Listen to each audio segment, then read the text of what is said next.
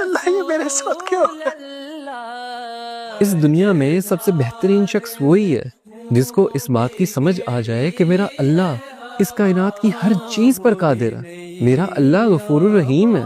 جس انسان کو یہ سمجھ آ گئی وہ انسان اس دنیا اور آخرت میں کامیاب ہے۔ ایک دفعہ آپ صلی اللہ علیہ وسلم کی محفل میں ایک بدو آ گیا۔ اس زمانے میں بدو ان لوگوں کو کہا جاتا تھا جو جاہل تھے۔ جب وہ شخص آپ صلی اللہ علیہ وسلم کی محفل میں آیا تو اس نے پوچھا کہ آپ صلی اللہ علیہ وسلم آخرت میں حساب کتاب کون کرے گا؟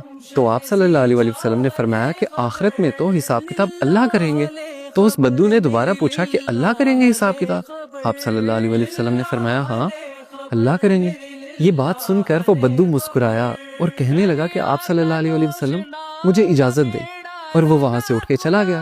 اب کچھ صحابہ جو اس محفل میں بیٹھے ہوئے تھے ان کو اس بات کی سمجھ نہیں آئی۔ وہ اٹھے اور انہوں نے اس بدو کا پیچھا کیا اور اس سے جا کے پوچھا تم آپ صلی اللہ علیہ وسلم کی محفل میں آئے ہو، تم نے سوال کیا ہے کہ آخرت میں حساب کتاب کون کرے گا؟ آپ صلی اللہ علیہ وسلم نے تمہیں جواب دیا کہ اللہ کریں گے، تم مسکرا کے اٹھ کے کیوں آ گئے ہو؟ تو اس بدو نے مسکراہٹ سے کہا کہ اگر اللہ تعالیٰ نے آخرت میں حساب کتاب کرنا ہے تو اللہ تعالیٰ تو بڑا غفور الرحیم ہے، وہ تو مجھ سے میری ماں سے زیادہ پیار کرتا ہے۔ کیا اب میری ماں مجھے جہنم کی آگ میں جلا سکتی ہے؟ جب میری ماں نہیں جلا سکتی تو وہ رحیم و کریم میرا مالک میرا اللہ مجھے کیسے جہنم کی آگ میں پھینک سکتا ہے؟ تو وہ صحابہ آئے آپ صلی اللہ علیہ وسلم کے پاس اور بولا کہ آپ صلی اللہ علیہ وسلم اس طرح ہم اس بدو کے پیچھے گئے تھے، اس نے یہ بات کی ہے کہ اللہ تو بڑا رحیم ہے۔